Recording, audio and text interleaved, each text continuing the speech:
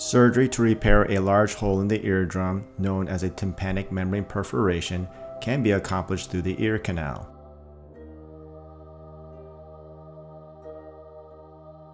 In this underlay technique, the skin of the ear canal along with the perforated eardrum is first lifted off the bone. A graft is then placed in such a way that it lays under the eardrum after the skin is placed back down into normal position. Cartilage is often placed to provide support to the graft. Dissolvable gel foam sponges are placed to help keep everything together as it heals. Please note that in reality, the skin flap is elevated off the backside of the ear canal and not from the bottom as shown in this animation.